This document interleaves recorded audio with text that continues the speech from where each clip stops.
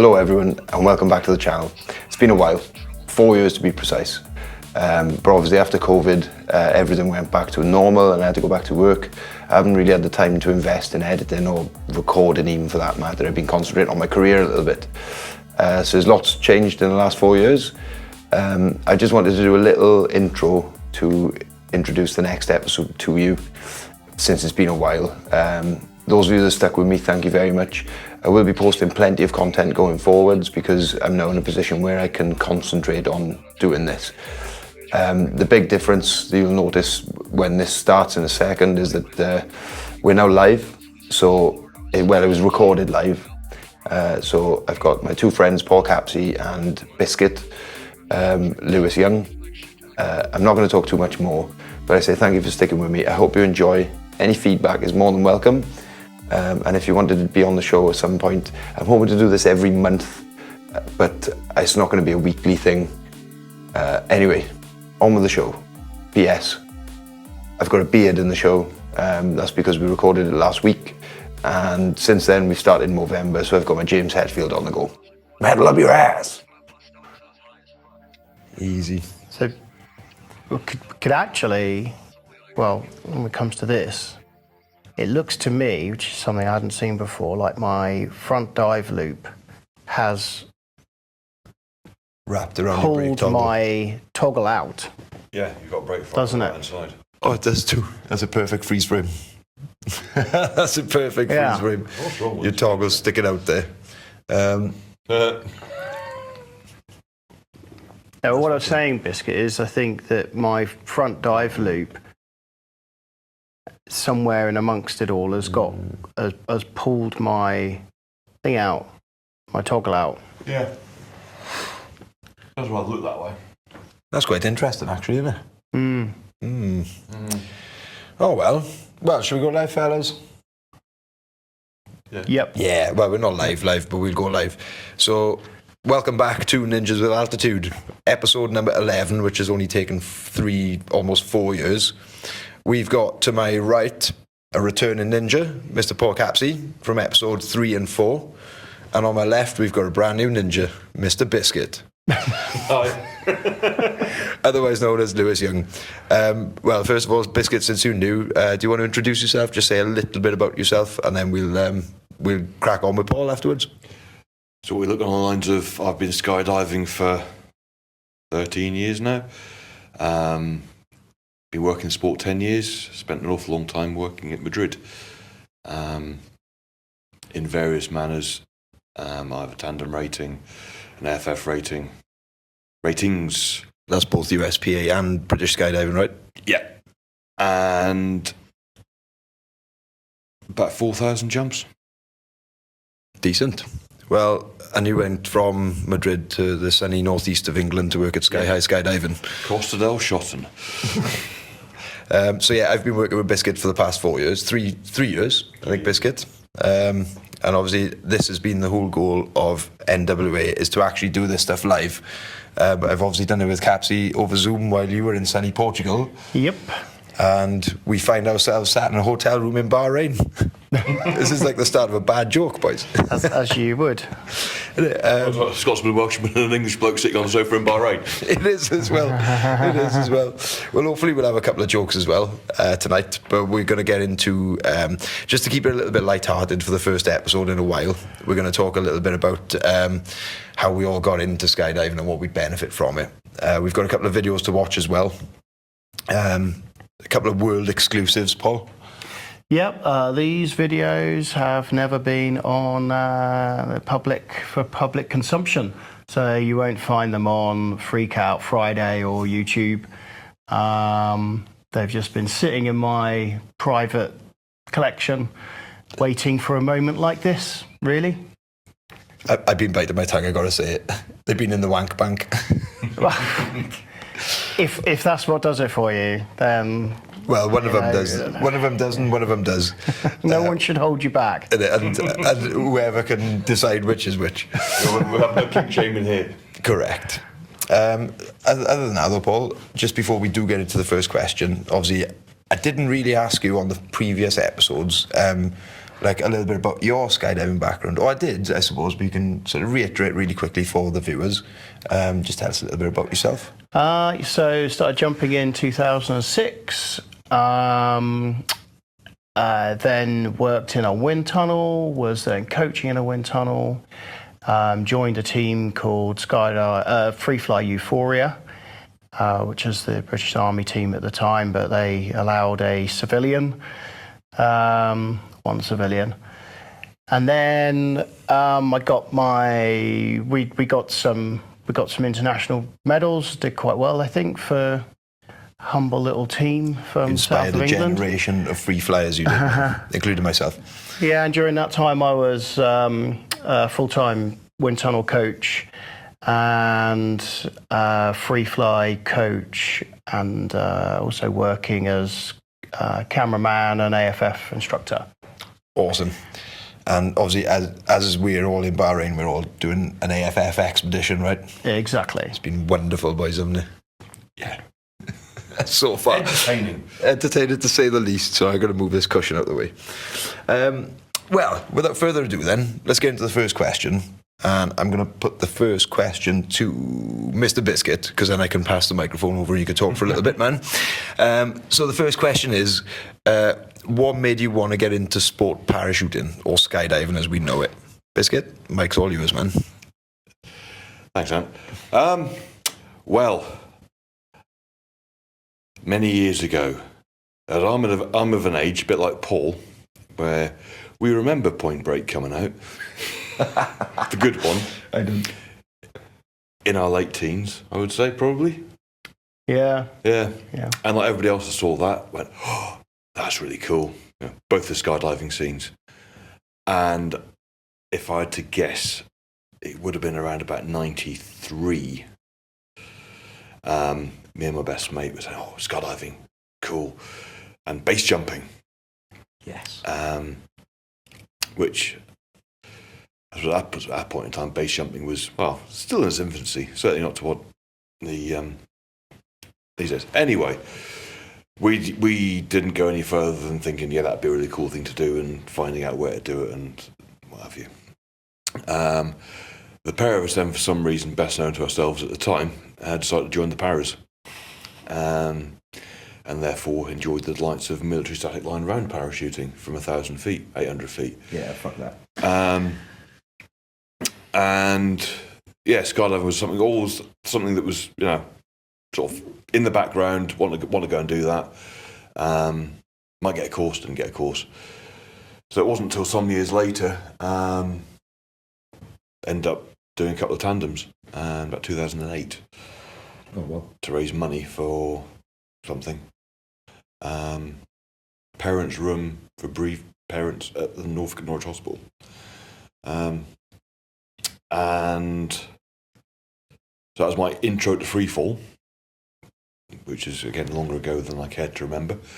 And it wasn't until 3 years later, circumstances had changed, and sitting around a table in the pub, someone said, oh, I found this place in Spain, £2,000, we learnt to skydive at X-Jumps, and there was 5 people sat around the table, and everyone, yeah, I'm in.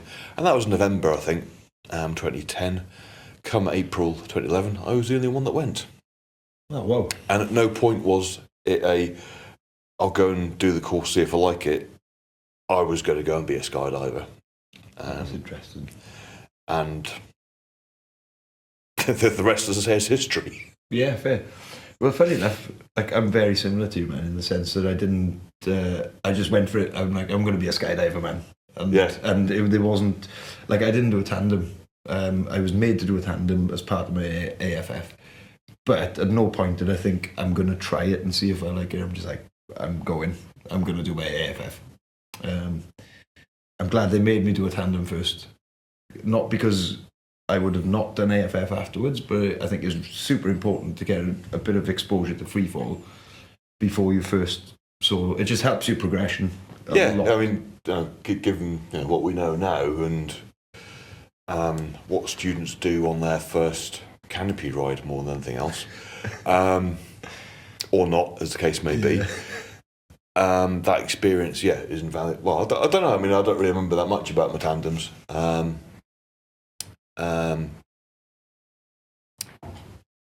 But certainly, I mean, I went out to Madrid and ultimately ended up working there. But we'll come back to that. So I think at some point. Yeah, I think we will. The volume of students that we had coming through was ridiculous. And there's some that are still jumping now. There's some jumped for a little while and have given up since. And there's some that just came out for an adventurous holiday to do something different, get their licence maybe, and then never jump again. Whoa. For me, it was like, I'm going to go and be a skydiver. Yeah. Oh, I'm glad we're on the same page, then. How about you, Paul? How did you get into skydiving? Well, it just sort of ended up being something that went, right, I'm going to go and have a go at this. At the time, I very much knew that I only had enough money to do the AFF course. And then I probably thought to myself, once I've done that, it's going to be a while before I jump again. But once I was there, I went to Titusville in America. Thought, well, actually, there's people who are managing to make some kind of a living out of doing this. So maybe with a bit of a concerted effort, I could do that as well. And I needed a bit of a life change, so I just carried on. And then when I came back to England with 32 jumps and bought my first rig from the kit store, I also bought the video Crosswind. Yes. By, is it Eric Passay, I think? I don't know. And the flying in that video is just so mind-blowing. And there's a whole bunch with the Flyboys and Olav Zibser in there as well. Free Fly Clowns or something like that. Yeah, and I just sort of fueled this desire to go ahead and do all of this stuff. And I think actually that probably fueled that desire to free fly as well. Tunnels, love them or hate them, they're a good tool to become good at free fly, so that was where I was going to head, I think. And then, I then just went ahead and, like I said earlier, team stuff and some ratings and some jumps. And here we are. And here we are, yeah. It's funny because we had this conversation earlier in the week while we were watching Willy and the Wonka Factory or whatever it's called. You've done that to me, Biscuit. Whatever you called it this morning, Willy and the Wonka Chocolate Factory. I've even forgotten what I was talking about now, about how we got into working in this. Willy and the Wonka Factory. He texted me this morning and he said, Bryn just said, we watched Willy and the Wonka. I don't even know what he said. Charlie Wonka and the Chitlet Factory. That's it, Charlie Wonka and the Chitlet Factory. But I think the conversation we were having was about tunnel and what have you, and I was saying, and I remember saying it on an earlier podcast as well, about I used to take the piss out of people going to fly in the tunnel. I genuinely did. For years I didn't understand it, and I was like, well, if you've got to go to the tunnel to learn to fly, then you've got problems. Clearly, it's like where the problem children of AFF go to get better at their free fall skills. And there was one guy in Swansea, Mikey, who was going to the tunnel a lot of the time, and I used to really, really take the mick. I'm like, come on, man, you don't need tunnel. And then it wasn't until I actually went up there through, similar to you, Biscuit, through circumstances changing, I applied for the tunnel, and when I got up there, I was like, oh my God, this is the best. You see all these people zipping round upside down and everything, and you're thinking, I could have been doing this about 6 years ago. But there was no regrets anyway. Well, I had 400 jumps when I started working the wind tunnel, but I visited the one in Orlando.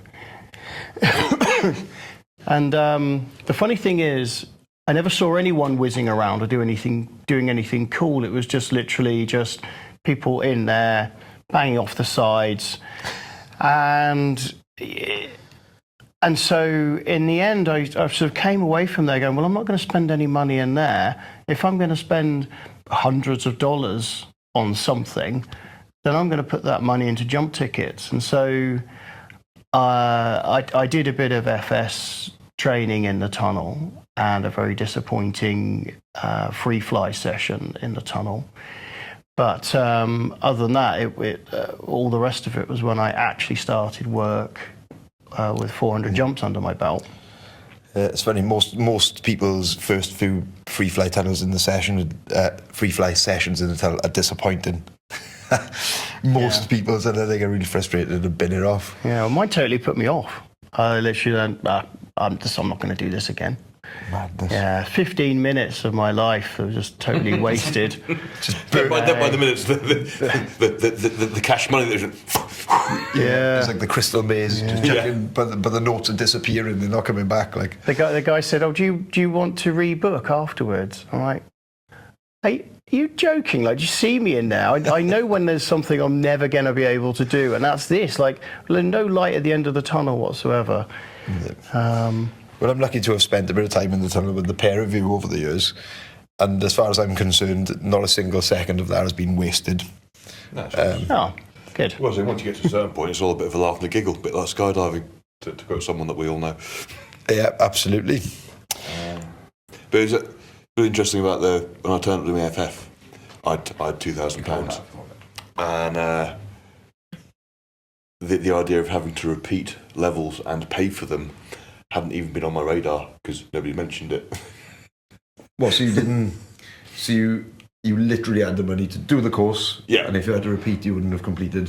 That's pretty much the case at that particular point. Although it did take me, I think now, so I started in April, I got my licence in September.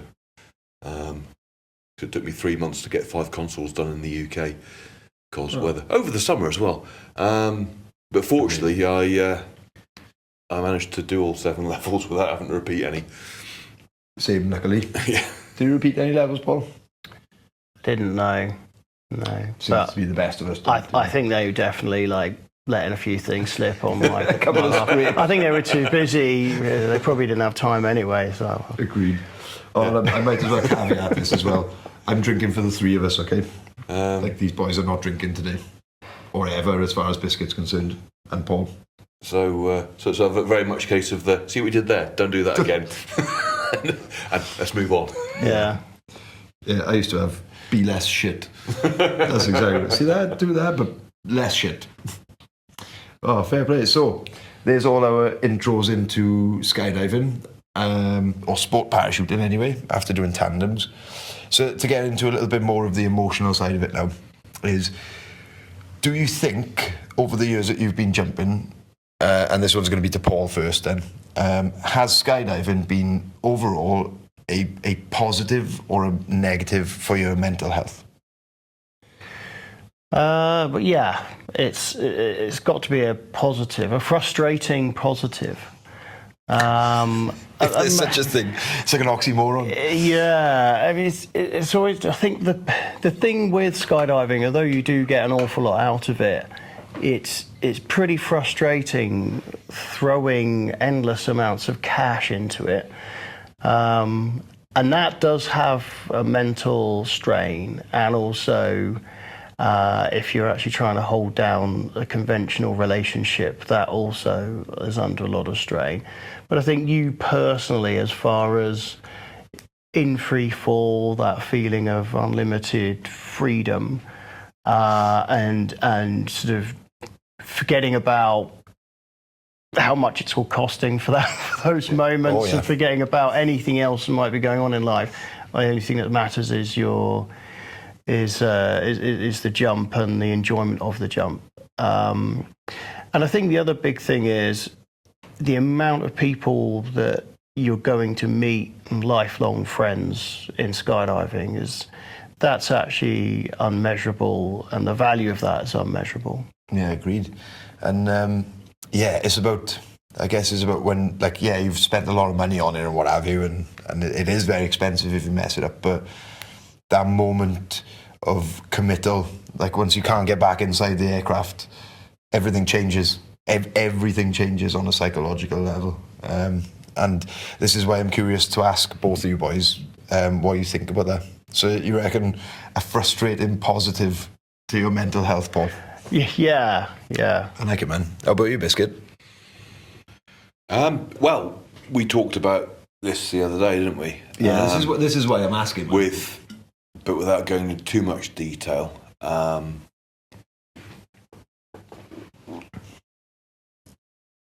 So that first year or so, I found going skydiving very cathartic. You said that. Yeah. You nailed it. Down for whatever reasons, but I think mainly for the fact that for that 20 minutes, or even that time you're at the drop zone, whatever's going on in the rest of your life takes a back seat. And definitely in that minute or so you're in free fall, you are worried about that moment and that moment only. So whatever other issues, problems are going on in your life. I said to you the other day, I remember driving home from Beccles in my little ex-Royal Mail Postman Pat van, singing along to whatever was on the stereo, and just at one with the world. Looked in the rearview mirror and there was a queue of traffic behind me. And I looked at the speed I was doing, 45 miles an hour. On the dual carriageway. No, mate, it's Norfolk. It was single carriageway road, mate. Dual carriageway. Fair. Yeah, because I was just completely, like, my mind was clear. Over the last couple of years or so, I've not really been jumping much over the winter, which, yeah, I would say that when I'm not jumping, I am. No, there's something missing. Ooh, I like that. And I like that. yeah, I did take myself. Bear in mind, I lived 10 minutes from a drop zone in Spain. Took myself to the drop zone in March and did my one skydive, and got told off for something. I don't know, not landing straight enough. Apparently, doglegging your last 90 and carving into the wind is not appropriate. Who would have thought? Yeah, so the fun was sucked right out of that, and I went home. I thought, I know what I'll do. I'll go skydiving. That'll cheer me up. Yeah, no. Yeah, have a bargain. Off you go. On your bike. But yeah, certainly. I can remember. I think it was when I went to Prostějov in 2014. I had a day after the comp ended before the flight home, and it dawned on me that was the first day in 3 months I hadn't been on a drop zone somewhere, like concurrently. Wow. And there was several years where, we were 7 days a week at Madrid, certainly over the season. Yeah, there was big chunks of my life for about 5 years where that was pretty much the case. Interesting. It's calmed down a bit now. Yeah. How many jumps we do this year? Not many. Yeah. We've had the worst year in the UK weather-wise. It's not been great. No. Among other things as well. And we'll Yeah. get into them, not tonight, but another time we'll get into that shit. Yeah, amongst other things. But yes, certainly, definitely. And even just being on the drop zone and like the club jumpers jumping, coming down, buzzing because of this, that, and you feed off of that, and you feed off of one another, and good vibes. Yeah. Which just in being in that environment of people are happy because they go to skydiving, can't be anything other than good for you. I think so. And then for us as TIs and FF instructors, feeding off your students' reaction to what Sure. which I think we're coming on to later on. Yeah, I think we are. I'll give you that back now. No, that's all right. No, we're all good, man. Yeah, and you touched on something it's probably worth I'm going to mention before we move on to the next bit. But like I say, about being, particularly at Sky High this year, has been a tough year for a couple of reasons. But where I want to link that together is how, like I say, as working in the sport, for me, it hasn't lost its shine, but it becomes the normal. Yes. So you're expecting it every week, and you're expecting 5 to 10 jumps every day. And obviously with the bad weather, it's been well, it's been hardly 5 to 10 jumps a week sometimes for us. Well, it's fair to say we didn't even get jump fit this year, did we? What's jump fit? Yeah, we got to the end of the season, had a day of 10 jumps and felt it the next day and all that. But it's the end, we should be jump fit by now, but we hadn't even, No, and, well, we've done quite a bit of jumping out there so far.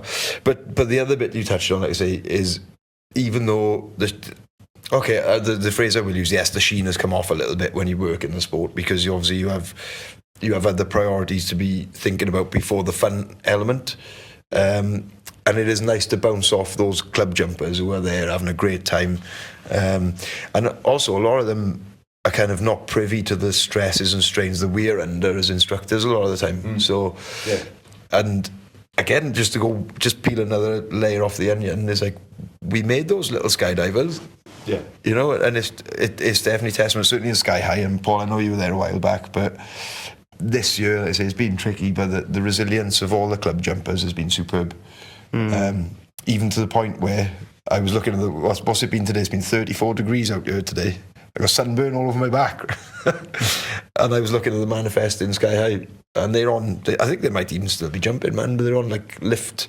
Yeah, maybe. They were on lift 11, I think, when I looked just before we started. And there's loads of club jumpers there, a couple of tandems, bit of AFF, bit of coaching. And it's nice to see that end of October, after a terrible year with weather, we've actually got a good day to jump, but they're probably freezing their nads off. Like, that they will. Yeah, they will. Definitely. But I sometimes think that for your club jumper, it's possibly more stressful than it is for instructors. You've got a job to do and you've got sort of deadlines and stuff like that, but it's all relatively conventional. Whereas I think sometimes a club jump can turn up at a drop zone, not really know what they want there or how to sort of behave, like Biscuit doing his like if as far as they were concerned, something that they didn't like at that drop zone, and that was just your normal thing which you've been doing for thousands of jumps. So fair. It's only worked there for 7 years as well. Yeah. So sometimes I think these poor club jumpers were like, am I going to get told off again today for doing what I was told off for last time, but I'm rectifying it, so I'm going to do the right thing now. And then they go ahead and do the right thing, and then someone else doesn't like that. Oh, why did you do it like that? That's all wrong. You told me to. Yeah, so I think they have their own sort of stresses there.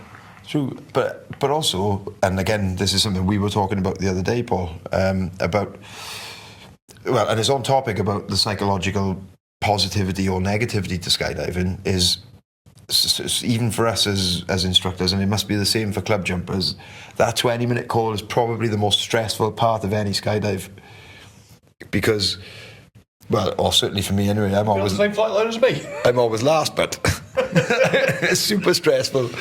It's like I'm always last on flight line, I'm always last on the ground. But that 20-minute call, like you say, especially with dynamic weather conditions. Oh, look at that. Dynamic weather conditions in the UK that change rapidly.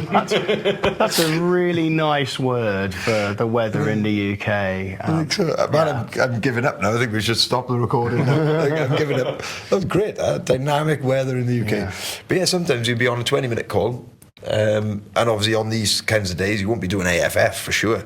Winds will be over for AFF, but there'll be club jumpers and tandems, and all of a sudden that 20-minute call goes to a 5-minute call, because on the horizon over there is a big old dark cloud coming, and it goes from, you've got all your kit, this is what you were saying, Paul, you've got all your kit ready over there, and you're like, right, 20-minute call, cool, let's go and get my stuff now, take it out to flight line, and I'm all ready in advance and stuff.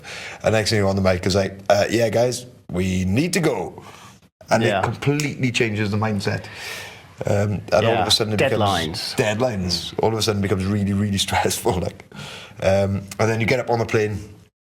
Plane ride is the plane ride. You're thinking about your job and what you've got to do. And then, well, like I say, what it is for me is the second you get past that point of committing, everything's right in the world. Actually, you've got the space, you've got the freedom. And I don't know, I'm going to run this by you. We will move on to the next bit after this, but I'm going to run this by the pair of you. But bizarrely, even though free fall is really, really loud, I find being in the sky after you've left the aircraft is one of the most peaceful places you can ever be. Like, you kind of tune out to the noise and... I have described free fall as being weirdly tranquil. Wind noise, but just that environment, no sensation of falling, you're just there. You're just there. It's surreal. In the moment. Yeah. It's one of them, but like I say, it's almost a paradox. I genuinely tune out to the sound in free fall. Yeah. I don't hear it, man. And there's something beautiful about that, because I tell a lot of my tandem students as well, like on the way up, especially the nervous ones, I say to them, right, if I told you that skydiving is zen, ultimately it's zen, it's like this moment in time that you've captured.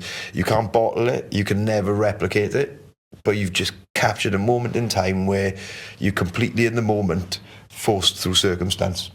And I think that's what I got out of skydiving in the beginning, is it just put everything in perspective of like, okay, from there to there, nothing matters apart from doing everything right from there to there. And then once you land, you can worry about the bills you haven't paid, or you can worry about the insurance, or the relationship you're trying to fix, or the job you can't get. But it's also beneficial because it does give you that space in your mind in free fall to kind of subconsciously put a lot of that stuff to bed. Like, Yeah. And I'm not saying like when you land you don't give a shit about it. It's not that. It's you're a bit more enabled to deal with it and kind of make a plan to deal with whatever your problems are. I don't know. But that's what I got out of skydiving, and that's why I would say overall skydiving is a massive, massive positive for my own psychology. Yeah, in free fall, it's so consuming in a way, but also so zen-like. But you don't have it's like a reset. And I think what happens in normal life is you're continuously thinking about problems, issues, and stuff you have to fix and whatever. But there you're forced not to. Yeah. And it's a reset in that context.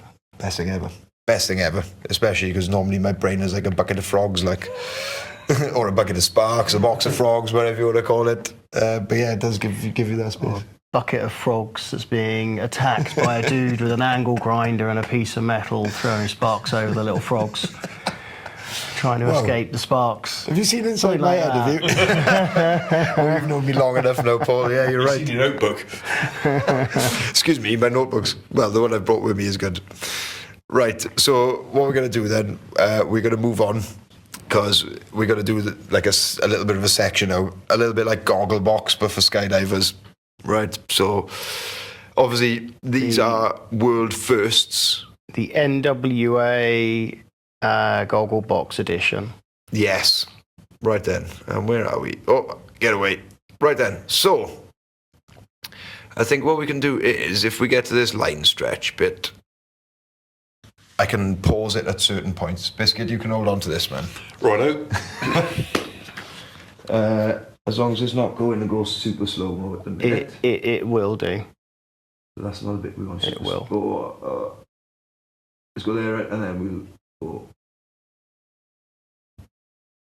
There we go. We'll go from there. Nah, a bit before that. The way you had it paused was quite good. There we go. Right, I've got the slow-mo bit done. So we're on deployment. There we go. So we've just thrown the pilot chute, and what can you see there, Biscuit? Because I think you spotted that. Yeah, right hand toggle is brake fire in it. In it? For whatever reason, but the toggle is the toggle is definitely not through the cat's eye, and the toggle is no longer stowed. And it is on the left. Yeah. And it looks to me Right. like the toggle has got wrapped around the front dive loop on the front riser, and that's probably what pulled it out, which, let's face it, is me not putting the risers on one on top of the other properly and flattening out my toggle. That's probably what happened there. So somehow that's got caught. Is that something you've noticed before? No, that's actually the first time I'd seen that as being a reason, because I very, very rarely had. This is probably the second out of probably 2,000 jumps I did on that canopy. That's probably the second toggle fire I've ever had on it. Whoa. So it was very reliable in that sense, but it probably would have been me just not flattening out my risers and flattening out my front dive loop and my toggle. In it. And well, obviously now we're going through the rest of the deployment. I think you've realised now you've got some kind of problem, haven't you? Yeah. So the thing is with these smaller canopies, this is a Comp 75. Boom.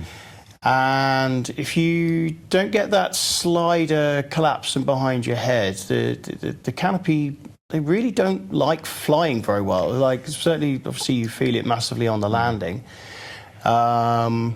So I'm thinking in my head, I've got plenty of height. I'm gonna quickly get my toggles through my slider, and Lovely. you know that'll help. But because the toggles are released, normally you're in deep brakes. Canopy like this, traveling at 55 miles an hour airspeed.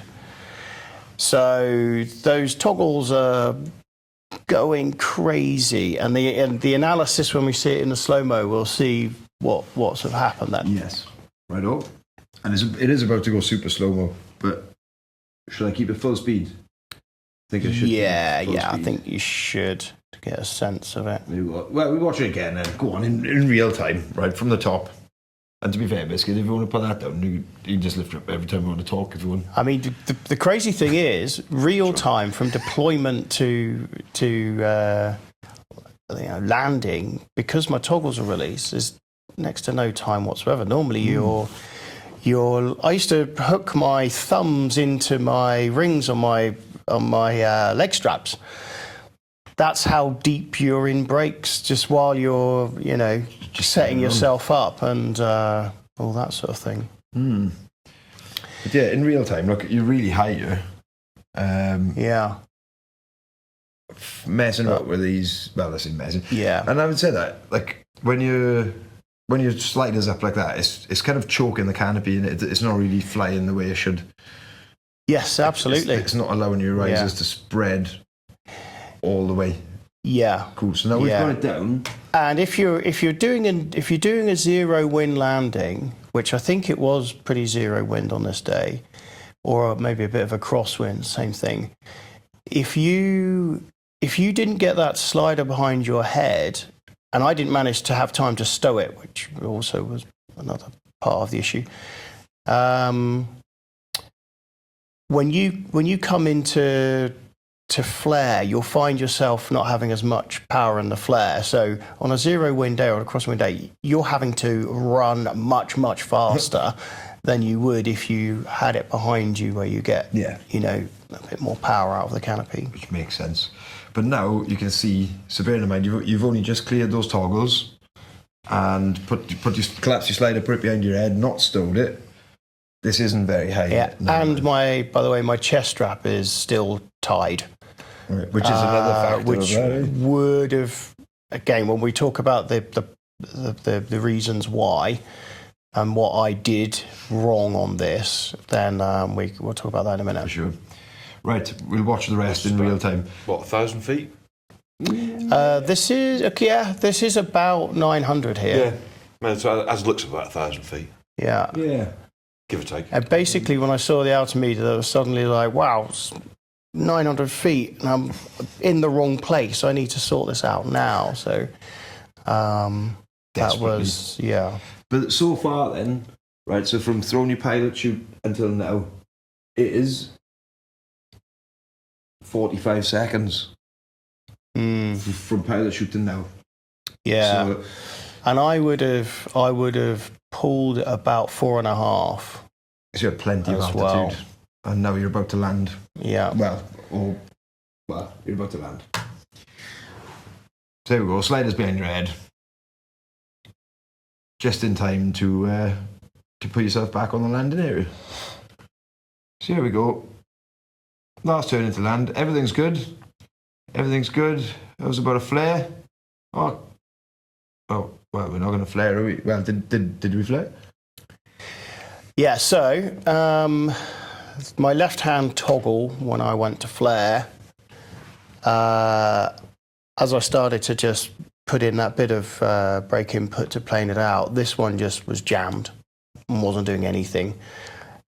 But this arm was already doing something a bit automatic, and I probably got down to about there, and then I've hit the deck, basically. Wow. So if you think of the speed of that, you've got the canopy speed is 55 miles an hour, and then the fact that I'm turning would have increased it by a bit more as well. So it was the left-hand one that got stuck? Yes. But the right one that fired? Yes. Yeah. Yes. Yeah, fair point, was good. And when we have a look, analyse it a bit deeper in a minute. So when we look at something like this, despite the fact that I had a reasonable amount of high-performance canopy experience, it's still quite a lot to take in when things don't go 100% correctly. What I should have done for my own safety is when I had that toggle fire, I should have simply said to myself, right, I've got one problem here on a high-performance canopy, and because I've got one problem, I'm going to do literally the bare minimum, and then I'm going to get myself in as normal situation with this canopy as possible. So what I should have done is I should have collapsed the slider, left it up there, and then gone into deep brakes as I should have done. And then I should have done nothing but concentrate on all the normal stuff with my setup.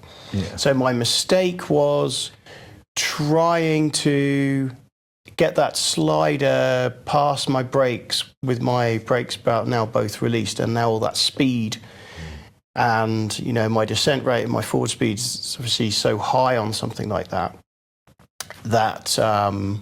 it was too much. Not enough time to do anything. Yeah. Now the whole reason the left-hand toggle ended up doing what it did was because, and in fact, even here, looking at it now, it looks like my right-hand toggle is, I've even twisted that through incorrectly, haven't I?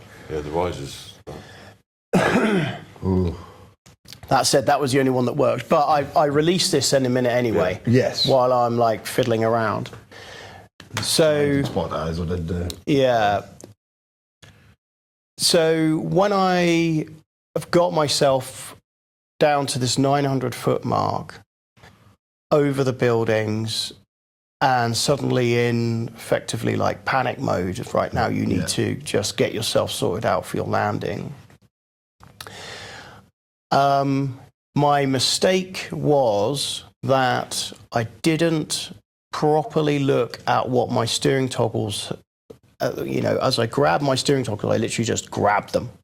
Yeah. I didn't look at them. And at 55 miles an hour of wind speed, thrashing those toggles around had made the left one spin around up over the line past the little metal ring. Yeah. So it had gone between the riser and the steering line. It had gone through that. And then when I just grabbed it, I grabbed it what was from the front of the riser as well. Although it was behind the riser, it had gone around the front. So I've got now a double twist on the one side, and obviously unable to, without any time, I was unable to do any kind of testing. It was just literally just a bit of a rear riser turn into the right direction.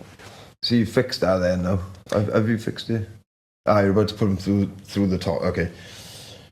That's what I was looking at, because you've now let go of the right hand toggle to get it through the slider. So that's sort of resetting. So that's it. It's fussy, man, isn't it? It's fussy if you have to do that. If you have a big fire and you put it out. Well, this is, like I say, like this was my problem. Was I should have just said to myself, you've had a toggle fire. That's enough of an issue on this canopy. Just collapse the slider and get yourself home. That's it. Do you know what, though? I would have done something the same if I'd had altitude. And I've done it plenty of times. You know, but this is why it's important to have a look at stuff like this, because it's about priorities, isn't it? Yeah. It's about priorities, like what's your priority? Because when I've landed my canopy with the slider up like that, the first time I jumped my Crossfire 89, the very first jump on it, here we go. As I came so into stop land, it there, yes. And you can see.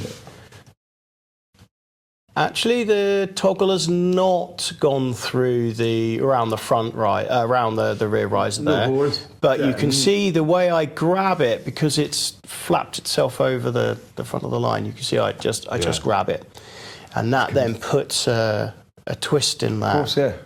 Yeah, you can actually see it there. So if it had come out, like if we're looking at it now, rotate the toggle anti-clockwise. It would have come out okay. Yeah. As it comes around clockwise, that's what's putting this little pinch point in the metal ring. Fucking hell.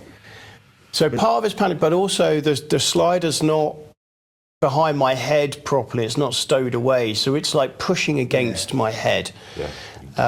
Stopping, I suppose. I definitely wouldn't have been physically looking at this. Oh, God, it would very much have just been, toggles. Right, I've got the toggles in my hand. Now I can get myself where I want to go. Fair play though, but at least we can see why, as you've flitted, it's just not had any of it. Because I'm guessing from this direction, well, you don't have to use your left toggle at all. You're going to be turning right. Yeah. Or if you have been turning up until now, it's been on risers or in the harness. So you don't even know that left toggle is going to jam. No, I think I might even have done a gentle rear riser turn here when it came to it.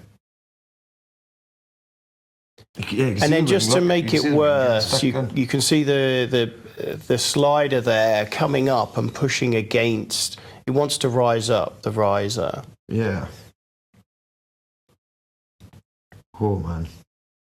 So we're coming crosswind here.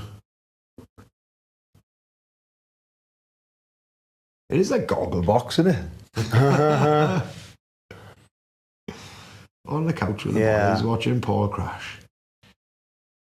And this is another thing with somewhere like Sky of Algarve, is basically if you're not over a landing area, you are not over anywhere that's suitable to land, No.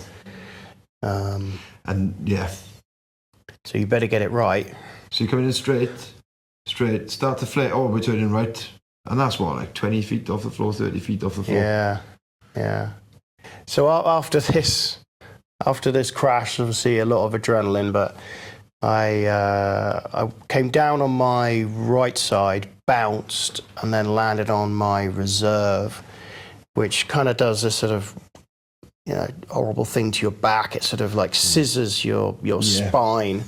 So that's given me some nice sort of mid-back problems to add to my lower back problems, which is lovely. But the big thing I noticed at the time here was my lungs had obviously, my rib cage had quite a lot of trauma, and I think my ribs just went into a spasm, and I was finding it really, really hard to breathe. There was I could get about a quarter of a lung full, and ridiculously, I sort of dumped my kit off, asked the packer to pack it, which he was extraordinarily surprised at doing because I don't think he'd ever done it before. And then I drove home. Obviously, you're fueled on adrenaline, and the pain of it all is suppressed.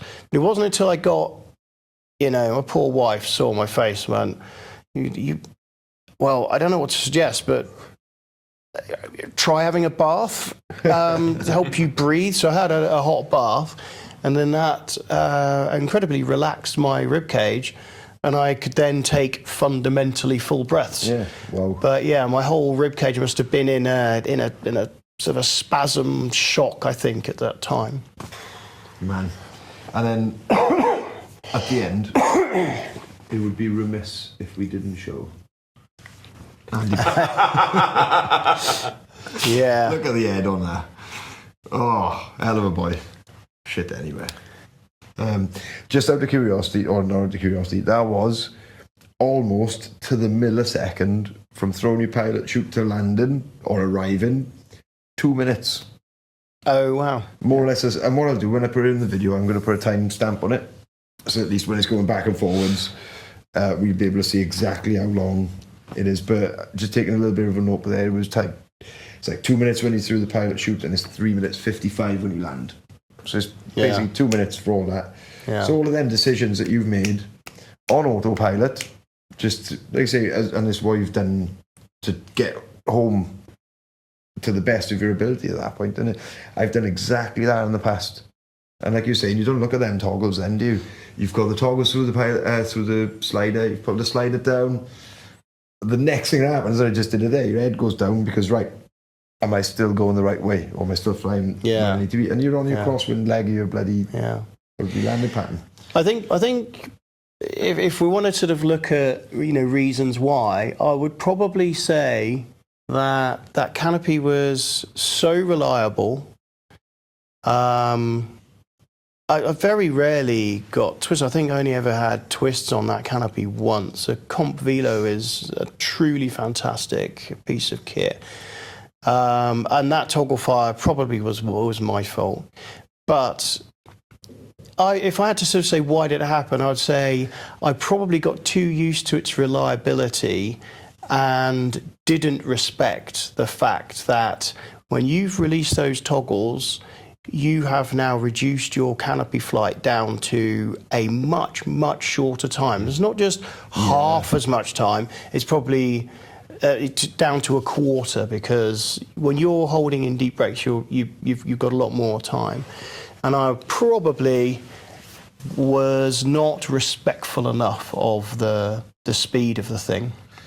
And do you know what? It's nice that you can learn from that. Like, I can't believe you walked away from it. I shouldn't have done, really. I was saying, let's watch it in real time again. You shouldn't have walked away from that, Paul. Maybe we'll get a bit of volume on the TV as well for this one. Because do you get all the moaning and stuff and all that? Maybe. Oh, I don't know. I'm a glutton for punishment. I love it. We get some volume on this now. All right. Well, of course, everybody else will get the volume on the video, but sorry, man, I gotta do it. Yeah, I mean, poor Steve afterwards. Nice, Steve. I'll come and see you another time, Paul, for the debrief. It's like, yeah, probably best, mate. I'm gonna pop home. So here we go. 149 canopy was above your head, so it wasn't 155. 149. And you landed bang on 2 minutes. Yeah, and you can also see from where I am how far away. I'm right on the other side of the student landing area at Algarve. Yeah. And that field's quite a large field, and you've got the runway, and then I end up over the village. The speed in which you're travelling is quite incredible. Yeah. And like I say, in real time, man, you're basically falling out of the sky. And get that motherfucker through there. And as with all these things, lovely. There's, you get your confidence in your kit and your confidence in yourself. And there's also this notion, mistakes happen to other people. They're not going to happen to me because I'm all over it. Yeah. Did it. Right, here we go. All right, sound. Are we going to get the gargling? The dreaded gargle. Probably hears something happening to my back.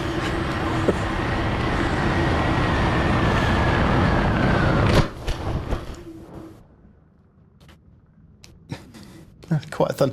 Then quite a lot of silence. Isn't there? He took that like a man, Paul. Is that your heartbeat? Fair play. There's a breath. Well. Oh yeah, I remember now. How can you say "woo" at the end of that? It broke the catch on the helmet, and that's why the helmet's stationary at the end, because the helmet's come off my head. Oh wow! All impact. Yeah. But you can hear that you're talking there. And if you can see the helmet tomorrow, and it's got all these cracks in it, and I've Duct tape a load of glue and tape and whatever. Yeah. Yeah, you can hear From it. where Fair it play. broke. There's no gargling, there's definitely breathing and a bit of a ooh.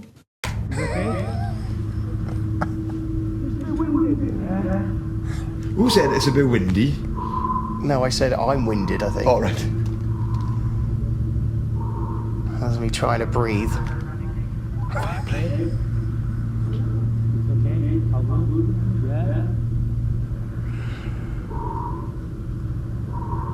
So it's awkward for the people around you, isn't it? It is it.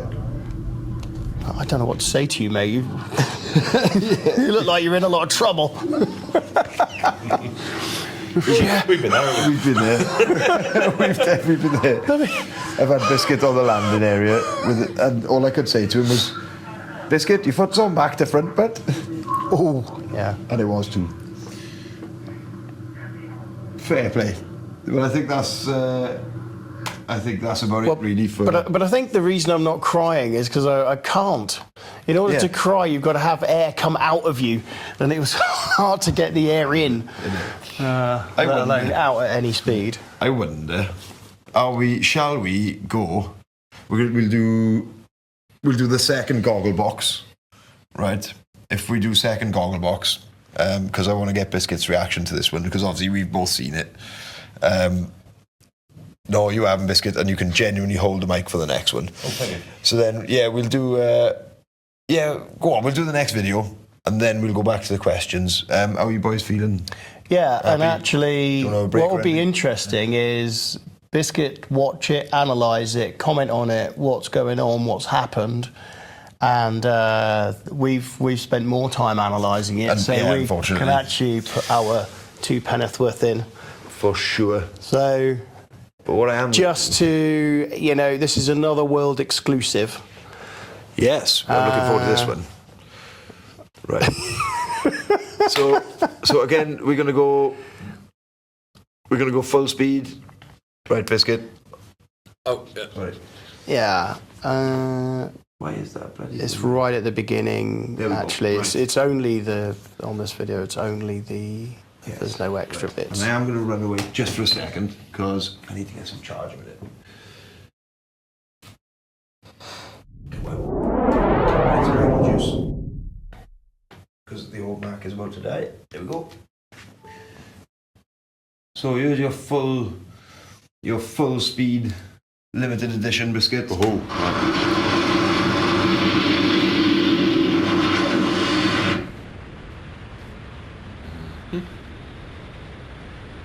Da, da, da, da, da. There we go.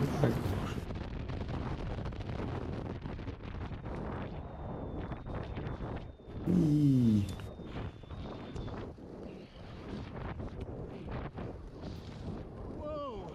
bad times.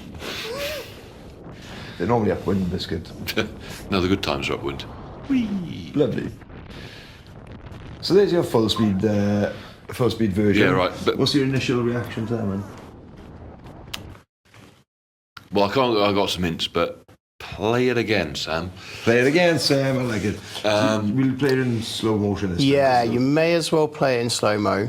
Yeah. I'll be honest, I only really recognised what was going on when I saw it in slow mo, and I was like, oh yeah, I can see this, this, and this.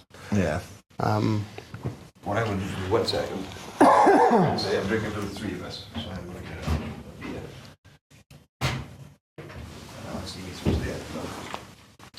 We can edit a little bit. We can do a little cut there if anybody needs a piss or anything. Are you ready? Got your purple parrot. Purple parrot, but yeah. Why not? We're more than halfway through now, so are you ready for this? And it's off the bat, man. Oh. Oh yeah, there's a steering toggle there. That ain't supposed to be there. Yes, biscuit.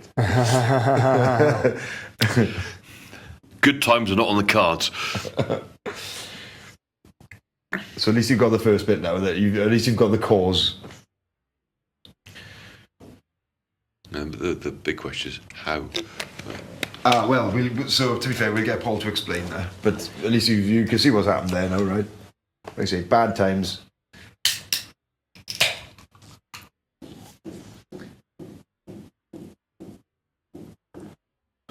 Oh well. Yeah. This is a 103 Velo. Can't even see it. We can see the toggle like up at the bottom of the line twists. Can you read? Yeah, Can too. you can. Yeah. Wow. It's all the way up there. I mean, it's a long way up, and you'll see when the canopy opens. Yeah, you'll, the rise you'll be it sort of left to pushes right, it all down a bit, and you'll be able to see it a bit better. There it is. There it is. There it was. Oh, it wasn't gone. It was definitely there, wasn't it?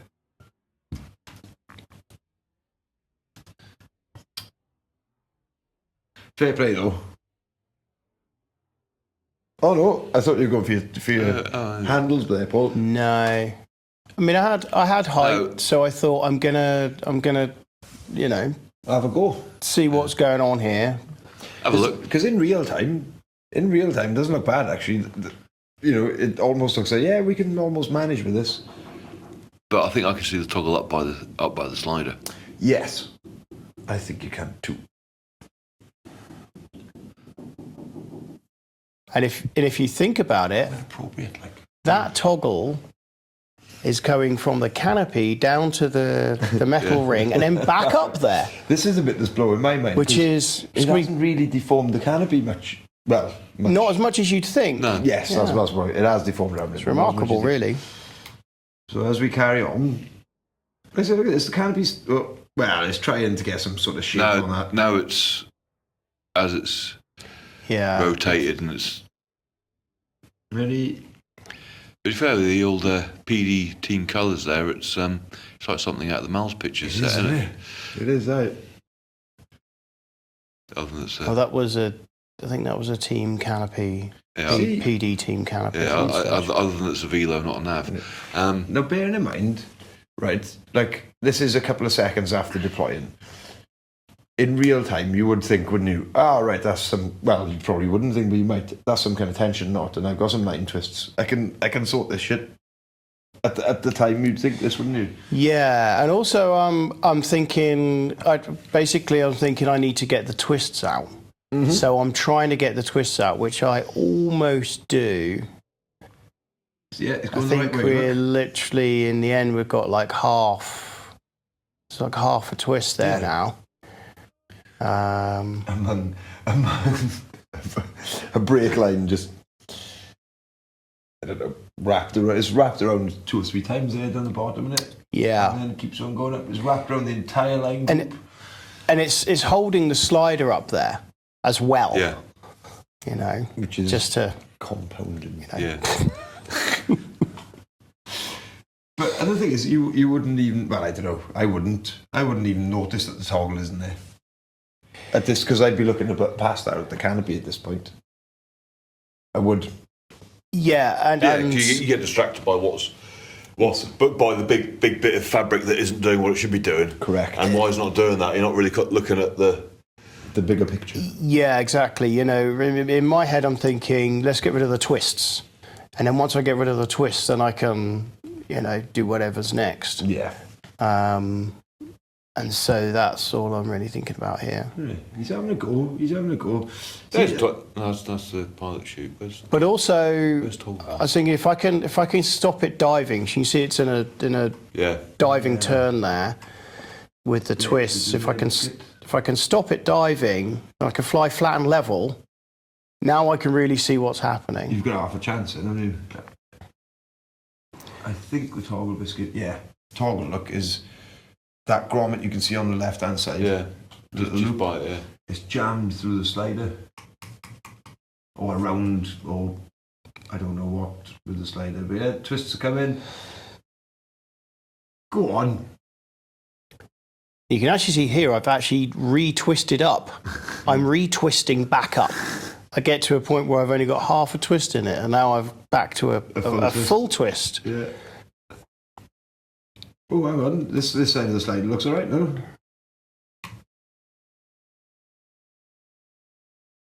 Then Barry Maple up there. It's not Barry Maple, is it? Oh, it could have been. Oh, it looks like Barry Maple's canopy. Could have been. No, come on. There's nothing about that looks anywhere near right. No, it doesn't, does it? Yeah. But then I'm guessing within the next. Go on. Go on. I like the way you're rooting for me, Anne. Even though I don't know. You can do it, Paul. You can do And to be it. fair, at this point, it's like a really bad spider's web. Yeah. You know when you see those videos of Yeah. spiders on LSD and all that on the YouTubes. Yeah, it is actually. There's lines like going. Yeah. So it's basically wrapped around. I've certainly never seen anything, a line, I've never seen anything like that before. But it's impressive to see, like I say, that brake toggle is so far up there, and it's only deformed actually the front of the canopy. And it's made out of the mess. It has, hasn't it? But it has Is it genuinely big? at this point, though. Is it rectangular? Kinda. Yeah. Look at this. Look at his hands. Right, his hands start to go down. Where is it? Right. This is going forward. So he's like, I can do it. I can do it. Right. Yeah. I can do it. Well, I'm Right, like, actually. you can actually see my left hand's like, oh, where's the steering toggle? Oh, I've only got a right one. Okay, well, Pull it anyway. I'm going to give this a go. Maybe I can fly flat and level if I give this a bit of a pull or I release it or whatever. But when I pulled down on this, it just made the whole thing quite considerably worse. I spent a touch behind here last year where I took the brakes off and it went around faster. I was like, yeah, right. Cheers for that. Yeah, look at the speeding now. Look at how fast that suddenly speeded up. So that's when that was the decision time then. Yes. So there you go. A good one for AFF students. If you have a malfunction and you have steering toggles in your hand, or a steering toggle in your hand, what are you going to do? Let go of the toggle. Yeah. And next thing you know, he's about to give up on it. I think. Or is he going to have one more go? Nah, there it goes. Yeah. So yeah, if we go back to Oh, look at that. Hang on. What's your bridle doing there, Paul? oh look, yeah, there's my phone number, literally. That's spot on. Like. You should probably pixelate that out, mate. I will. To be fair, yeah, I will. Yep. There's a bit of everything everywhere. All at once. Yeah, so Nice. reasons why this one happened again. You can only ever blame yourself with these things. I'm never going to blame anyone else. I packed it myself, so I can't blame anyone for that. In the aeroplane, my left riser cover had come undone. It was just open.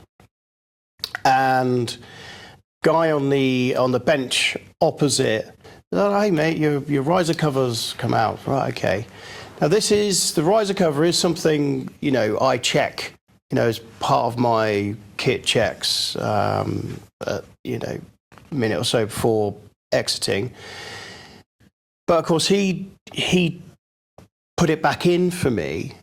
Now, my theory is that he put it in underneath the reserve riser, or possibly just folded it over. So, one way or another, it wasn't in its proper keeper. And because I was filming a girl doing freestyle, I was on my head for the entire thing. which meant that riser cover would have been open and the air would have been hitting those risers and that steering toggle for quite a long time. And then obviously didn't realise anything, but what I did notice is I felt something tapping me down here. Now, I'd had it before where my pull-up cord had come out of the little tiny pocket in the little pocket that's in the rig here, and it had come out, I remember way before on some other jump, and that had been like tapping me a little bit. And I thought, well, possibly it's that. I didn't really think much of it, I've got wearing a crazy big baggy suit as well to film this girl. And, there's materials flapping all over the place. So I didn't think a great deal of it. Now, even if I had seen that steering toggle there, I think I could have, if I'd noticed that my steering toggle was there, if I'd have actually grabbed hold of it and then deployed, then it wouldn't have ended up, birds nesting my canopy. But I didn't even see that it was there until literally we were watching this in slow-mo afterwards. You wouldn't expect the brake toggle to be there. Well, that's because your brake toggles are going to be down the side. Quite low, isn't it? Down the side of the reserve tray. Yeah. Yeah, but I think because I was on my head and the riser was obviously open, all that air's getting in there, and it probably pulled the riser out somewhat. Vibration. Or it's the side of the container out, and enough wind getting there that and literally fire the brake in free fall. And then because it doesn't really matter because it happened. It's only going to move a mil. Yeah. And then it's going to move 2, then 4, then 8, then 6, and before you know it, you've got a brake line slapping you in the side like a brake toggle. But I mean, what I would say as something for anyone to take anything from this is, if you're in an aeroplane and someone's riser covers are coming undone, and they always say to you, "Oh, it always does that. It doesn't matter." Like, well, it can matter. So if your riser covers are always just popping open all the time, then you need to get to the rigger and sort that out ASAP. It's not going to get any better, and it could potentially cause this. But also, if you're in free fall with someone and you notice that their riser cover is undone, you at least want to let them know, your riser cover's undone. Yep. Now I know what I know. If someone said to me, "Hey mate, your riser cover's come undone," I would probably go, right, okay, I'm out of this jump, and I would just get onto my belly and I would just pitch. I probably wouldn't risk that sort of happening again. So if your steering toggle comes out behind you, when you're deploying, that thing is probably going to do what it did with mine, where it's just going to literally encircle all of your lines. And that's why it's ended up such a bird's nest, or it's literally wrapped around it twice. Interesting. Well, the thing is, what I'm guessing, I'm going to guess a little bit here, but what, a cause of these bad riser covers, that would be one cause.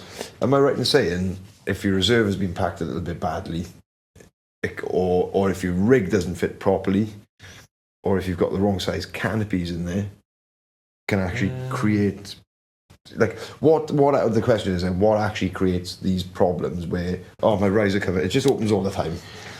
Well, I have that issue, but that was after I washed it. But that's what Daz does, but I didn't use Daz natural soap. Yeah, any thoughts? I've got a good answer. Have you got a good answer? So one of the things that I see on student kit in particular is when packers, you should, when you're putting your risers down there, you should sort of lift your rig up so that the rig, the shoulder lapels are the shape that they're going to be on the human. Yes, and so when you run the risers around the reserve, it's the same shape as if it's your shoulders. Now you see a lot of packers just putting it in there really, really tight with the whole thing just sort of on the floor. There's no resemblance of shape or anything else. And then when the student goes to put it on, those risers are now becoming so tight that they're trying to pull that riser cover open. Certainly on the kit that's got tuck tabs. Yeah. That's a really good answer, that, isn't it? Yeah. So it requires that, your 3-ring release should have just a little bit of slack in it between there and where the risers have finally ended up in the bottom of the other side of the reserve. Just a little bit of looseness. If it's ever tight, then you are going to be putting strain on that. Of course. And the other thing that I've done before is the plastic on the tuck tab ends up becoming sometimes quite deformed, and it ends up with a bend in it. So what you can do is you can get your rigger to take that plastic out and reshape it a little bit. Or the other thing you can do, the other thing you do temporarily is you can iron it with some wet towel, squeezing it. You can. I'm not going to suggest anyone starts ironing their rigs, but I have done it, but I don't endorse it. How about that? That's perfect. Where if you iron it, the heat will flatten the plastic out. Now, I'm not going to endorse doing that. Please don't start ironing your rigs. No, use a blowtorch instead. Yeah. Oh, well, no, don't do that either. But if you use a blowtorch on your rig, you deserve not to have a rig. But it certainly flattened it out, and it certainly made it properly tuck in there nicely. And a bit rigid again. If your rigger wants to go ahead and do that, that's his prerogative. Fair. Yeah, so that's a spectacular one. That was Biscuit, isn't it? So that's a bit different. I did enjoy that one. Just when you thought you'd seen it all. And you can see how baggy that suit is. I mean, the amount of flap that was going on there, it was just yet another thing flapping around. Yeah, there it is. That's mental madness. I've never seen anything like that in my life. Fair play. Well, I'm not going to ask you what you're going to do after skydiving, but if you ever were to stop skydiving, what would you do? I'm not sure I understand the question. So what are you going to do after skydiving? What are you going to do after skydiving? You've got the questions, Biscuit. I have. Well, I believe the question, Anthony, was how would you feel if you stopped skydiving? That's the question. Yeah, Biscuit, how would you feel if you stopped skydiving? Tomorrow, if they said you can never skydive again. Well, for want of better said, that'd be a right kick in the bollocks, wouldn't it? Yes. I wouldn't be happy about it, that's for sure. No. What would you do though? Because that's what I'm struggling for. Is like I've not really got anything else I can. Well, you know what? You mentioned that the season be really bad. The thought in the back of my head all season, if I have to get the thought of having to get a proper job again, it's been about 12 years, I think, since I had a proper job. Nearly 13 years. Terrifying. Yeah, terrifying, isn't it? The rat race. And what would I do? I haven't really. Yeah, well, how would I feel? Miserable. I think I would as well. But I think, yeah. For a bit. But then, after like an extended layoff, you kind of get used to not being... Yeah. It's weird, isn't it? It's a weird it's a weird one. It's like, that's after extended layoff. You're like, well, I could go jump. I couldn't, take a leave. But if that option's then taken away, for whatever reason, I don't know, what would I do instead? Well, I think I've got enough projects at home to keep me occupied and out of trouble until I cark it. But I think I need something to keep me on the ball. Like I'd probably be like a fucking shark dentist or something. Imagine that, like, come on in, Jaws, time for your 6 month checkup. Yeah. you know. Not just any shark dentist, one that specialised in root canals. Oh yes. Yeah. But I guess, and then I think Paul's answer to that question would be slightly different. To, I guess I'm on the same sort of side of you as this one. It's like, yeah, I don't know what I'd do if I stopped skydiving, man. I've always joked. You're YouTube megastars, mate, innit? Yeah, oh yeah, YouTube megastars, like and subscribe. But no, if I ever stop skydiving, when people ask me the question, I always say I would probably go straight back and work in Tesco's again. I gotta be honest, man. There was nothing better, right, than sticking fruit and veg on the shelves, right? Walking around at between 3 p.m. and 4 p.m. every day, making sure all the tins of beans have the labels facing out. Best time of my life, like. Nobody cared. And I don't think they do that anymore, Ant. They just shove them on the... do you reckon? Yeah. Probably. I don't know. If you go to Maybe in Tesco's- Waitrose. No, I don't know. If you go to Tesco's, if you're ever shopping at Tesco's, right, at, let's say, 3:30, right, so we'll go to the middle of the thing. Because what they used to do was, like, obviously the day shift works 8 till 5. And from 3 till 4, that was your thing. Was on your department, you would face everything up. And, well, the thing is, how do you face up apples and bananas? Well, you don't, do you? Like, they're just there. Like, you maybe pick the shit ones out and... You could make a face out of them yeah. Well, it wasn't allowed. that was looking up.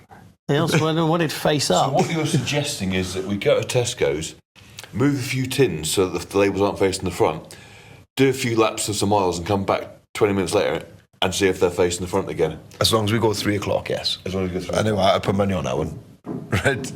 But I get... Stop being inconsiderate. There's people walking around. Probably Brazilians.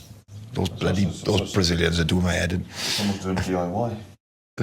So, yeah, I do think Biscuit Capsy's answer to this, I think yours is going to be a bit different than him, man. How would you So, feel if you stopped skydiving? how would you feel if you stopped skydiving, Mr. Paul Capsy?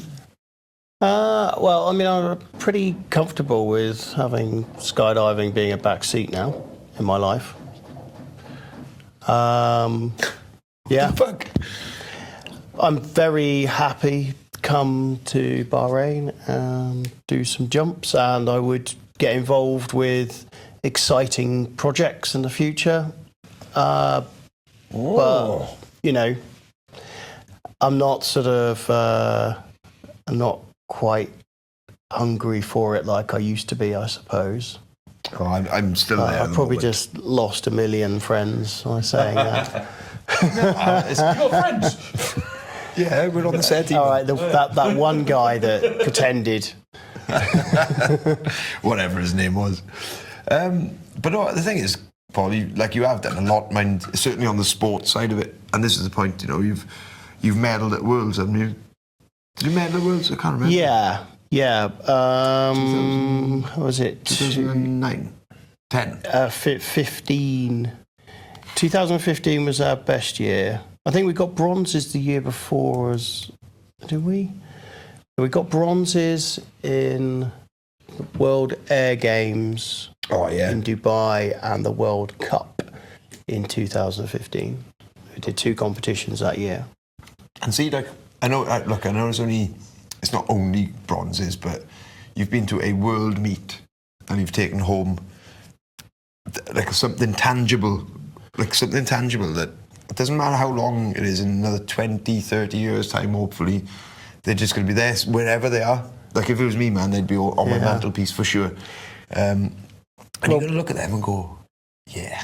When you first start doing these competitions, you know you're right down the end of the pack. You know, you're getting there's say 12 teams, and you're coming in 8th or 9th. You know, and then as you keep on doing it, and your team becomes more solid, and you become more in tune with the flying of the rest of your team. And then hopefully you get a bit more funding and a bit more jumps in and all these good things, and your skills just generally improve. You very slowly creep up, you know, a placement each year or whatever, until after a good number of years, hopefully you'll get on the podium. The only thing is the landscape's changed quite a lot now, because it seems these guys that are on the podium now are they're doing, as far as I know, no less than 500 jumps a year, and we never ever did more than 120. So your team jumps, obviously. Yeah. So if you want to be competitive and you want to get there, then I'm afraid if you don't match their 500 jumps, I don't think you're going to get anywhere near them. And 500 jumps for year after year after year after year. That's mental. And hours of tunnel. Yeah. That's a big part of it. It is like, well, I was going to put on. I think we'll keep this for next week, boys. I was going to put on the French free fly. I can't even say it anymore. Free fly free routine from this year's World Championships. Honestly, it's the best skydive I've ever seen, start to finish. Now, they're all tunnel ninjas, like.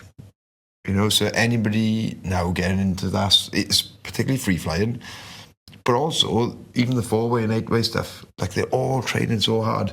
I say particularly free flight, no, it's all requiring that much training. So 20, 30 hours in the tunnel, along with those 500 jumps, doing the maths on the money. Well, I want to go and speak to I need to rob a bank, like. Well, I said it, Biscuit. I said it, man. But the thing is, you've got these huge logistical problems. If you have a normal job, one of our team members had 4 weeks holiday a year. We used up all of his holiday for years, and his wife was pulling her hair out. Poor woman. They hadn't been away together except for Sunday lunch every now and then for years. On a bad weather day. Yeah, so the logistics of doing 500 is a lot of time and effort you've got to... You've got to go somewhere that's got the weather. Yeah, and you've got to do the weather. So, yeah, it's... this is where you have these purely sponsored teams, like the French teams being sponsored by the state. These guys are on a wage. Their training bill is paid for. I don't know the true ins and outs of their arrangement, but long story short, they have the ability to do those jumps and do that tunnel and pay for it all, and that's what anyone trying to be competitive now is up against. Yeah, of course it is, isn't it? It was a nicer playing field when we were doing it. So the other teams around us were doing sort of 200 to 300 jumps. The Russians always did 5 or 6, but the French teams were doing less then, and it was maybe slightly achievable. And the Norwegians were. Oh man, I used to see them training all the time. Yeah, all the time. Like every time I went to Imperial, I'd see the Norwegians training. And they would do probably no more than about 250 jumps a year. Wow! But now I think they've upped their game to matching the other guys. Yeah, fair play. Well, if you were to give some advice to somebody that wanted to do some skydiving, because I'm going to start that again, what would you say to somebody that's thinking of skydiving, whether that is a tandem or AFF? So I don't know, and the kind of thing I'm thinking here is,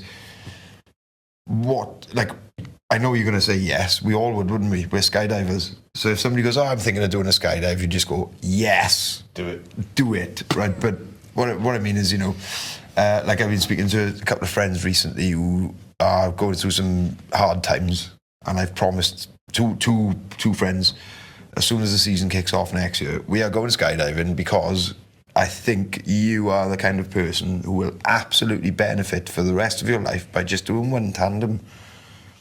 And and then it's up to them then whether they want to do the AFF course afterwards. But that's what I mean. It is just, I want you to imagine one of your friends has come up to you who's super down in the dumps, and they're like, right, I want to go skydiving, Paul. Like, what's your answer to that? I know it's yes, but how do you say to them? Because obviously this person is shit scared as well. So on the one hand, they want to go skydiving, but on the other hand, they're too scared. how do you? That's the question. Then is how do you convince that person? Not convince them, but what information do you tell them in order for them to have that little spark to go, do you know what? I think he's talking a bit of sense here. I'm going to do that. I'm going to do that tandem, or yes, I will do AFF. I think what I would do for that person is I would take them to the drop zone, just have, with no intention of jumping. So let's go to the drop zone for lunch. Not every drop zone, because some of the cafes are terrible, but let's go to the drop zone and effectively just normalise the fact that people are getting on the plane, they're falling out of it, they're landing, no one's dead, because it's the public perception, isn't it? Skydiving's super dangerous. There was a thing on the news, there was a thing in the paper, and they're like picking these little tiny instances that happened, you know, often decades ago. And the more normal it is for that person to see it happening, then the more likely is they're just going to go, right, great, I'm ready. And then when it comes to it on the day, I would probably hold their hand all the way, and if I can be on the plane with them, then I will. That's awesome. Okay, slightly different for you, Biscuit. One of your ex, I'm not going to say regiment comrades, because obviously they're airborne, right? But let's say somebody you know is ex-serviceman comes up to you and is like, hey man, I'm thinking of doing AFF. How do you convince them? Because I think with a lot of servicemen it'd be a little bit straightforward, but like what's you would go to with them in the sense of, do you ask them to do a tandem but they've approached you to say, right man, I'm thinking of doing AFF, like what would you say to them, and what would you think the benefits are to them either doing a tandem or AFF? I know I've worded the question completely different to the brief, yes, right? you have. Good bloke. But I thought I'd throw a curveball in there at the end of the day. We've still got another question to go, yeah. It's not the end of the day. I'm going to get the last one right. Yeah. I know it's dark outside now, but...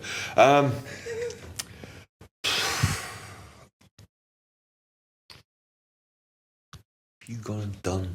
I know, I love it. It's off the cuff. It's off the cuff. But that's the point. So I don't know. It's a tricky one. If the comment says, right, I want to do FF, cool. Let's go do FF. Okay, that's an easy answer. Yeah, it is an easy answer. Okay, let's talk tandems then. Dramas like, and then, well, you know, if they weren't sure whether they want to do tandem or do FF, then I'd probably just take it for a tandem. You have that advantage though. Yeah, with a tandem rating. Well, yeah. And I guess this is why. As do you. Yeah, and this is why I kind of threw the curveball. 100%. And well, as we touched on earlier on, people having that experience of being under canopy without having to have the responsibility to fly the thing in the correct direction and have a look around. I don't know if in hindsight's the right word, but is a good thing. But if they're moderately switched on, then that shouldn't really matter. So if you're in the UK, what you'd have is the advantage of, let's go full steam ahead with AFF, do the ground training. You're not going to jump for quite a while. So while you're waiting, we'll do a tandem. True. And then that way you haven't wasted any time. That has happened. And you've given them a bit of a heads up with everything. It has happened as well, yeah. And you give them a nice canopy control lesson under canopy. It's brilliant. But there's a reason I threw the curveball in there, is because, Biscuit, next year, at least once, what I want you to do is I want you to reach out to one of your mates, somebody who you think will benefit from doing a tandem, and I want you to say to them, I think you're going to benefit from doing a tandem. Do you want to come up and see us? Take you on a tandem. I think your life will be richer for the experience. But that's why. But that's what I want to see is what your angle would be on that. Then that's why I threw the curve. Well, I'll tell you what. I'll give it some thought, and I'll get back to you on that. Well played. But I've been trying to convince my father of that, but same. He's not convinced. It's these old men, it is, but these bloody old men. And my old man will never do a skydive. He's told me straight. Unfortunately. So once he's dead, I'm going to take his skydiving ashes. His ashes skydiving. I told him that. What do your mates from the valleys think of your skydiving life now? Man, but even if I try to convince them otherwise, they think I'm a secret agent. Genuinely, the boys in the valleys, there's Bryn, Ben, Aaron, and David. Those are my sort of 4 closest friends back home. It all started with Bryn. Bryn managed to convince the boys that I am a secret agent. And when I first started skydiving, of course, I was like, well, I can't really talk about it, boys. This is a bit like Fight Club, like, you know. And 15 years later, they still don't believe me that I'm not a secret agent. Yeah, but they're super supportive of what I do, because even while I'm here now, I'm like, yeah, boys, I'm in Bahrain. Bahrain? Where's Bahrain? Is the first question. Is the first question you get, like, you know, which is understandable, because I could have, before I came last year, which was my first time, I couldn't exactly have pinpointed on a map where Bahrain was, but I could have given you like a 2-inch circle on a globe where Bahrain is, you know. But the boys are not what's the word? They definitely travelled, but I suppose not well travelled enough to be like, oh yeah, you're off to the Middle East, or you're off to Scandinavia, or Australasia, or anywhere like that. Indonesia, the Philippines, wouldn't be able to pick it out on the map. Even me, I've never been there, so it's almost like a bit of an ignorance thing. But they definitely think I'm a secret agent. Oh, And of probably course, best to leave it like that. I've leaned right into it, man.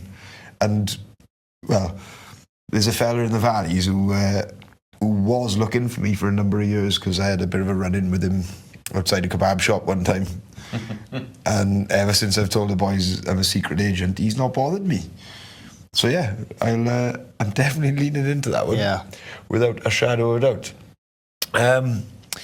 But well, for you, Paul, over the years, what's been the most rewarding thing you've ever got from skydiving? And obviously, there can be more than one thing there. So, I think it boils down to probably the most special jump I've ever done. In the movie Crosswind, there's the Flyboys, and they've got smoke. And there's 2 of them. They're carving around each other in the sky, and there were 3 of them, in fact. Yeah, there's one going down the tube. One's going right down the middle, and the other's going around, and it's leaving a plait in the sky. Yes. And I was coaching in Switzerland, and I was filming. So in Switzerland, they've got all this smoke because they all do national service. And these guys have been like, well, we'll keep stockpiling the smoke in the garage for skydiving things, because obviously normally smoke's a difficult thing for us to get hold of. Yeah. So anyway, I'm filming these 3 people, one of them being Alex Murphy, who was the other coach, went out there together. And I was in the Crosswind movie because I was the one filming it, watching it happening. Now, their plait wasn't quite as nice as the Flyboys, but the essence was there. That's awesome. And yeah, that was just probably the most truly remarkable jump I've ever done. Wow. Because there was almost like I saw that Crosswind movie in 2006, and this, I forget what year this was something like 2014 or 13 or something. And it had taken all of that time for, all these characters in this movie that I'd idolised for years. And I was finally part of the movie. That's awesome. Wow. To be fair, I wasn't expecting that for an answer, to be fair, because... we've never talked about it, so that was a surprise for you. I love it. Yes, there's my curveball, right? But yeah, so that's pretty rewarding in itself, eh? Well, I'm going to throw the same question over to Biscuit. So what's the most rewarding rewarding moment, rewarding jump, rewarding experience you've had within skydiving? Well, I think it's like for where we are now as instructors, taking that person for the first tandem, passing that person for the level 7. Arguably the guy that was in Paul's video of the crash, I taught his ground school. God knows how many years ago that was now. And that was a surprise for you, actually. And the guy's now tandem and AFF rated instructor. So it's like having a positive effect. This is what you said about Yes. positive effect. Having a positive effect on people's lives, and them, moving on, surpassing what we've achieved. So there's that aspect to it. That's interesting. I like our biscuit. It's a really good answer. And I'm fortunate in that through skydiving, I've got to go to some cool places and do some cool stuff. Admittedly, COVID happened whilst I was in New Zealand, which there's worse place to be stuck than in a town that has a view of the South Island Alps from your living room window, and get paid by the Kiwi government. God bless them. But yeah, that area absolutely stunningly beautiful. Got to go to Australia and jump over the Gold Coast. That was cool. Fair play, you've been about a bit, man. Yeah. Been to places, done some shit. That's mad. But yeah, I think the main thing now is, The giving back. the giving back, yeah. As cliche as that is, man. Yeah. But yes, that's what I get. And, like with the club jumpers, they seem to forget that we see all. Or somebody will see them. I see what you did there. Don't do that. Yeah. And maybe if they're lucky, they'll get an explanation as to why they shouldn't do that. Yeah. But yeah, it's that all the things that either some took the time to tell me or didn't, I had to work out for myself. But the little things that you don't know. Which was what you said. Dunning-Kruger. Yeah, it's just rewarding. Teaching people is rewarding. Rocking people's lives, taking them for a tandem is rewarding. It's not the same skydive again and again and again. People think that I thought that years ago, but it's that person's first skydive, and you never know how they're going to react. It might be the best thing they've ever done. It might be the best thing they're never going to do again. That's true. That is true, man. Or it might not even be that. Yeah, but the whole experience might just terrify them beyond belief, and they never want to have anything to do with it ever again. Yeah, I agree with that. Whoa. I think as well that the big challenge I always found is not teaching someone to skydive and look at your body position, it's not quite right. It's about managing their ability to manage their fear, to get their body to do what they know they need to do, but they can't because the fear is stopping them from just giving you a good body position, from not having bits of their body that is, so solid and aren't feeling what's happening and all this kind of stuff. Or just doing random things of their own accord. Yeah. I think that's for next week, Alice, boys. Yeah. Random AFF things. Or that point when, like your man last week, gave me a double shit on level 5, and I was like, yeah, right, or was it 4? I'm like, okay, that's that. We've nailed it. I think, Biscuit, I think this is actually it's perfect for the end, right? I'll grab that off you a minute, because by any chance, has your man seen Jumper's Paradise?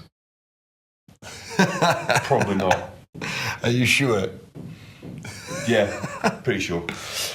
Well, I was showing the boys that we're training the week before last, and every time I go into the smoking tent, is what I call it, is the smoking tent. It's not a smoking tent at all, is it? But every time I go into the smoking tent, somebody inside the smoking tent is listening to Jumper's Paradise. I'm not even joking, man. Oh, well, that's where all the views have come from, mate. Oh, 100%. 100%, like 500 views in a day, right?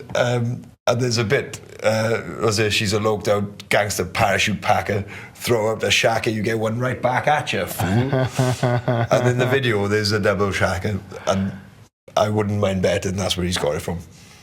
Maybe. Wouldn't mind betting, man. So, having said that, if you guys watching haven't seen Jumper's Paradise, there'll be a link in the description. because I think you should get the views up on that. Smooth as you did there, mate. Yeah, that was a lovely little segue, wasn't it? That was a lovely little segue. But I mean, we have come to the end of what we had planned for tonight. Boys, I don't know if you've got anything to add before we close out.